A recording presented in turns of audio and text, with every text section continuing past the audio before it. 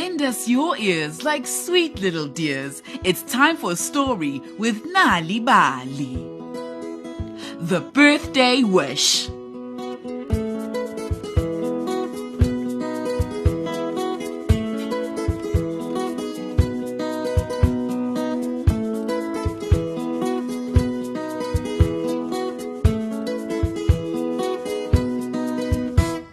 Oh dear, thought Letabo's mom as she sat at the kitchen table on a Sunday evening.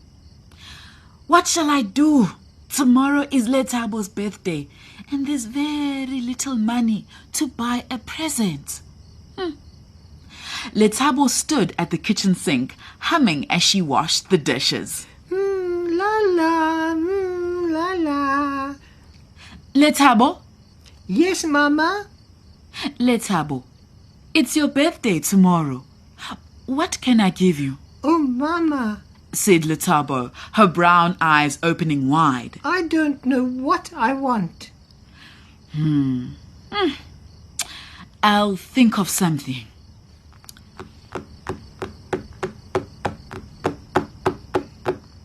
Her fingertips touched the tabletop. Letabo liked the sound. Dum dum de dum, dum dum de dum. She sang quietly as she went into her bedroom. Dum dum de dum, dum dum de dum. She took her shoes and sat on her bed. What do I want for my birthday? Said Letabo aloud. Funny you should say that. Who's there? I don't see anybody. Said Letabo as she quickly stood up. I'm under the bed. Please come out. Letabo jumped back on her bed. Eek! There in front of her stood a spider. He stood on 8 long legs. They looked like sticks. I'm sorry I scared you. The spider bowed his head. My name is Felix. I'm an Anansi spider. I'm Letabo. I like your hat. Well, thank you, Lentabo. My hat comes from Ghana. It's the color of the flag of Ghana. It's red, yellow, and green. Where's Ghana? It's very far away in Africa. What's an Anansi spider? I'm from the family of Anansi spiders. We're famous, and we're from East Africa. Some of us get into trouble. A lot. But I don't. Well, not often, anyway. Why are you here? Asked an inquisitive Letabo. You called me. But I didn't call you. Well, yes, you did. With your humming tune. Dum, dum, dum, dum, dum, dum. Now, please close your eyes. I have a surprise for you. Letabo put her hands over her eyes. Please don't open them until I tell you. Letabo could hear him scuffling around the floor. Then a sound filled the room.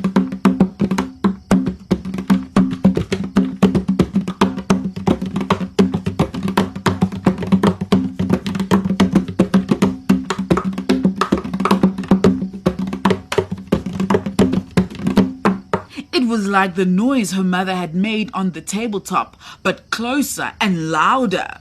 Oh, what can it be? Open. Felix was playing 8 drums at the same time. Each tiny foot was on a drum. The drums were in a circle around him. His head was bent as he beat each drum, some louder than others. Oh, I love it. Letabo beamed with delight. She jumped around the room singing while Felix played. The sound of the drums and Letabo singing filled the small room. It bounced off the walls, rose to the ceiling, dropped onto the carpet, wriggled inside their bellies, tickled their toes, and joined the beat of their hearts.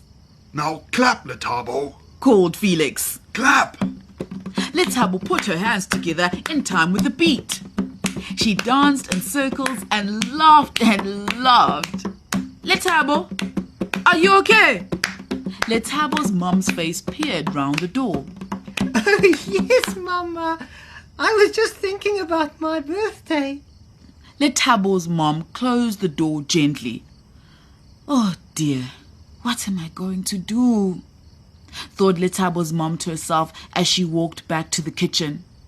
Felix, where are you? Lethabo looked under the bed. You can come out now. Oh, that was close. Said Felix. Grown-ups like to chase me. Please tell me why you came to see me. Well, I know it's your birthday tomorrow. What do you want?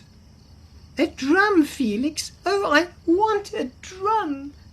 Then Lethabo felt sad. But it's too late. The shops are shut. I've an idea. Why don't you ask your mother for a drum? Ask for a drum from West Africa. Now close your eyes again and wish. Remember to say West Africa. Goodbye, Lethabo. Lethabo knew that Felix was going away again. She closed her eyes. We had such fun, she thought. Then she made a wish. I wish I had a drum. Lethabo opened her eyes and Felix was gone. Mama, Mama. What's the matter, Lethabo? Why are you shouting? Said Lethabo's mom as she ran into the room. Mama, I'd like a drum for my birthday. Please give me a drum. But Lethabo, a drum? Her mom shook her head. Not just any drum, Mama.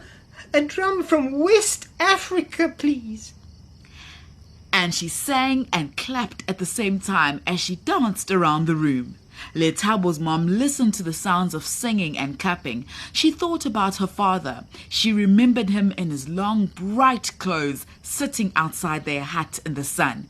Between his legs stood a big drum. He was beating it, calling all the men and women of the village to a feast. A fire was blazing. He was smiling at Lethabo, his new granddaughter, as she lay in her mother's arm. Oh my, how I miss your grandfather, thought Lethabo's mom to herself. But wait a minute, I still have some of his things in the suitcase under my bed.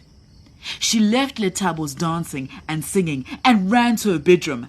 Under the bed lay an old suitcase covered in dust. Oh no, there are spiders on it. At the sound of her voice, they scuttled away. She pulled the suitcase out and opened it. A piece of brightly colored cloth caught her eye. She lifted up the material. Underneath it was a small drum, just the right size for Lethabo. Oh, thank you, Father. I remember this drum. You made it for Lethabo.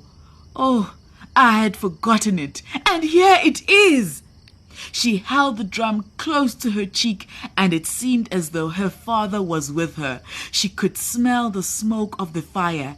Carefully, she picked up the drum and carried it back to the kitchen. Slowly, she wiped the dust off it. There wasn't a sound coming from Lethabo's bedroom. Quietly, her mom tiptoed and opened the door slowly. The light from the moon shone on her daughter as she slept. She put the drum on the floor next to the bed and kissed Lethabo's cheek. Happy birthday, Lethabo. Happy birthday from me and your grandfather. And so Lethabo got the gift she wanted for her birthday with the help of a little friend.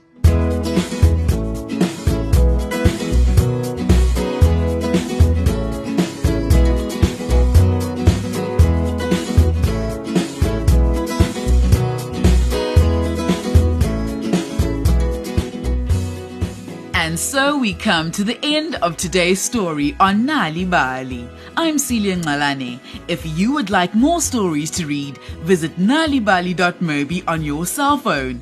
That's nalibali.mobi.